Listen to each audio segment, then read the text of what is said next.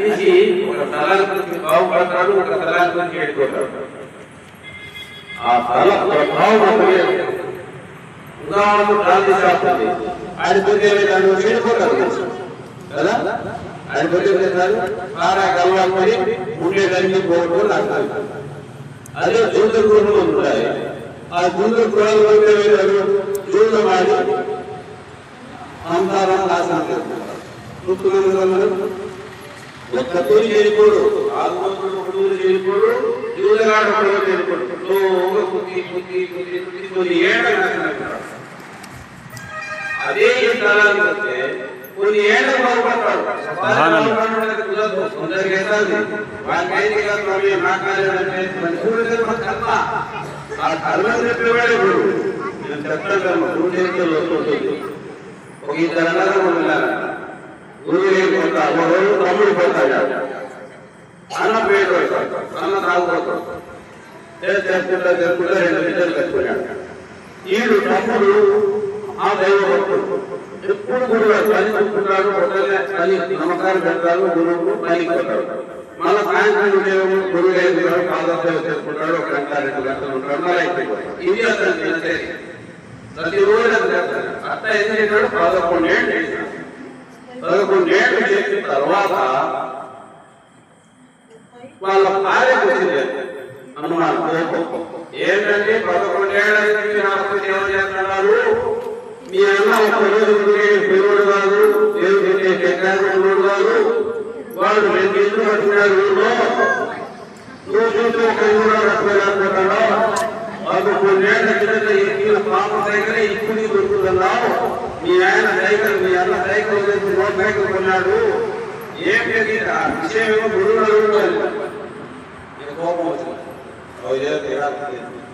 గురువు గారి అనుకున్నాడు. ఏం రా ఏం చేశావు, మీ 11 ఏళ్ళకి దేవుడు చెప్తాడా, ఏమి చూడావు, ఏమైంది నాకు. ఓహో అదే ఆ విషయం, సరే రేపు రాబోడాడు. వాడు పొద్దున్నే చెప్తే గురువు గారు ఇదే ఇద్దరు వచ్చి చెప్పండి గురువు గారు అంటే ఏం చెప్తారు. లేట్ ఉన్నది, ఒక అర్థం ఉంటుంది కదా, అర్థం కూతుకోరాలి. కూతుకుంటే ఇంకే 4-5 కోట్లు అవుతుంది. ఇంట్లో 5-6 కార్లు స్వామి, ఇంత ఆగర్గా శ్రీమంతుడు బాగా కుదరాలి, బాగా ముందు వాళ్ళు అనేవాడు, ఇదేంటి స్వామి మా అన్నకూడి ఇల్లులో 20 బాగుంటుంది కాదు, ఇది ఆమెకి చిన్న చిన్న ఇల్లు ఉన్నాయి, ఒక మోటార్ ఉంది, అంటే ఇంత సౌకర్యం కానీ ఆయన. సరే ఈ అర్థం చూడాలి. అర్థం చూస్తే ఒక మైదుకూరు బస్ స్టాండ్ లో పట్ట కప్పుకొని పనుకున్నాడు. పెద్ద రోగం వచ్చింది, లెప్రసీ. ఇంట్లోకి తరలిస్తున్నారు, పట్ట కప్పుకున్నారు బస్ స్టాండ్ లో. పట్టలు చాలా మంది కదా, పట్టలు కప్పుకొని రాత్రి పట్టలు కప్పు చాలా మంది ఉంటారు. చూసినట్టే ఎవరి స్వామి ఆదర్భ దళితుడు చూడరా బాగా కూర్చేవాడా. ఇదేంటి స్వామి, నేనేంటి అక్కడున్నాడేంటి, నాకు ఇల్లు ఉంది, మంచి ఉంది, ఫ్యాన్ ఉంది, ఇంట్లో బాగుండలేదు, ఇదేంటి అక్కడ ఉన్నాను. అర్థం తేడా చెప్తున్నాను. 10 ఏళ్ళ కిందట మీ అన్నయ్య ఇంటికి వచ్చింటే వాడి అదృష్టంలో ఇంత సంపద ఉంది, వాడి ఇంటికి రాక చెడు మాటకు బానిసై అంత పోగొట్టుకుని అర్థం వచ్చింది.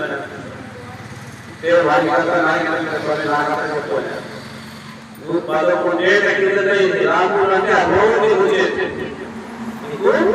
ఆ రోగం వచ్చేది. ఈ ఇంట్లో వాళ్ళు తరివేసేవాడు, ఈ కొంచెం రోడ్డు మీద ఆత్మని కష్టాన్ని కదా బట్ట కప్పులు పట్టుకునేవాడు.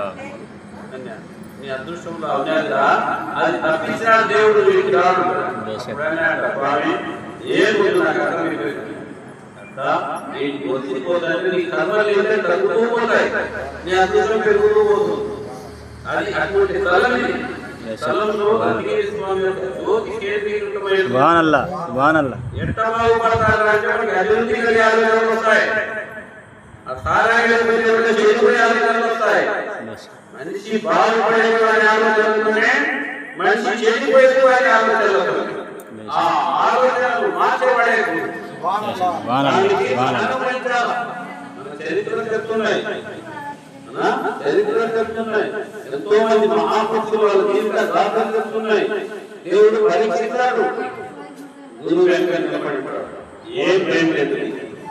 కాబట్టి మా గురేమన్నారు శిష్యుడికి ఇచ్చేటప్పుడు